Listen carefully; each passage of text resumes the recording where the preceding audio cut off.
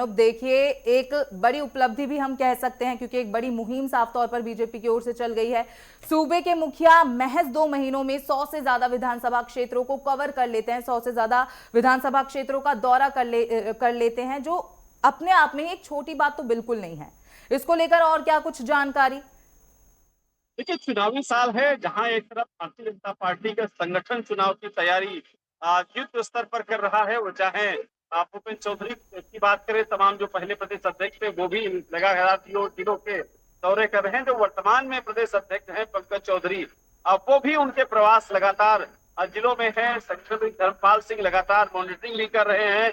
कुल मिला के जहाँ एक तरफ संगठन पूरा युद्ध स्तर पर तैयारी, माइक्रो लेवल पर तैयारी कर रहा है चुनाव की, तो दूसरी तरफ सरकार भी कहीं न कहीं चुनाव की तैयारी में जुटी है। आप देखिए कि 2 महीने के अंदर 100 से ज्यादा विधानसभा में खुद मुख्यमंत्री योगी आदित्यनाथ पहुंच चुके हैं। एक एक दिन में 3-3 जिलों में जनसभाएं करना, वहां पर कानून व्यवस्था की बैठक करना, फरियादों से मुलाकात करना, उनकी समस्याएं सुनना।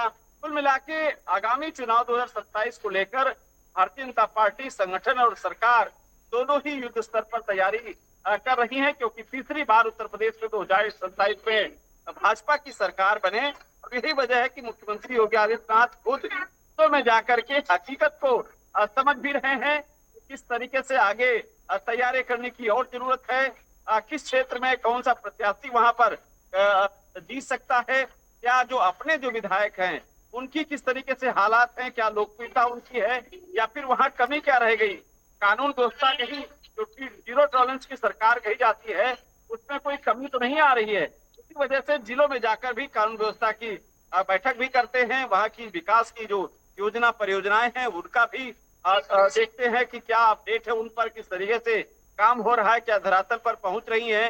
तो कुल मिला के मुख्यमंत्री योगी आदित्यनाथ चुनाव से पहले उत्तर प्रदेश के सभी जिलों का दौरा करने वाले हैं। हालांकि पहला चरण 18 मंडलों का पहला चरण पूरा हो चुका है। दूसरे चरण की जो तमाम रैलियां हैं या फिर तमाम जनसभाएं हैं उनकी शुरुआत होने वाली है। आप समझिए कि उत्तर प्रदेश में विधानसभा चुनाव से पहले मुख्यमंत्री योगी आदित्यनाथ धरातल को भी समझना चाहते हैं कि भाजपा के लिए धरातल पर उत्तर प्रदेश में कितनी जमीन तो साफ तौर पर मजबूत है देखिए और अनूप, कितना क्योंकि काम आपने करने की जैसे जरूरत कहा है। कि धरातल को समझने की पूरी पूरी कोशिश सीएम की ओर से की जा रही है, वहीं 2 महीनों के अंदर अंदर 100 से ज्यादा विधानसभा क्षेत्रों का वो दौरा कर लेते हैं। इसी के साथ अगर बात करी जाए तो बीजेपी का समरसता अभियान, तिरंगा अभियान भी साफ तौर पर अब बीजेपी का शुरू होने वाला है। इन सब अभियानों की अगर हम बात करें और साथ ही दिव्यांगजन रोजगार अभियान की भी अगर हम बात करें, तो इन सब से कितना लाभ 2027 के विधानसभा चुनावों में बीजेपी को मिलने वाला है? क्या एक बार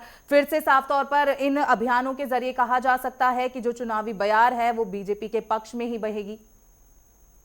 बिल्कुल सही बात है। इन इन तमाम जो अभियानों से एक जो माहौल जरूर बनता है चुनाव का, और जो पार्टी प्रदेश में माहौल बना ले जाती है जीत उसी की हो जाती है।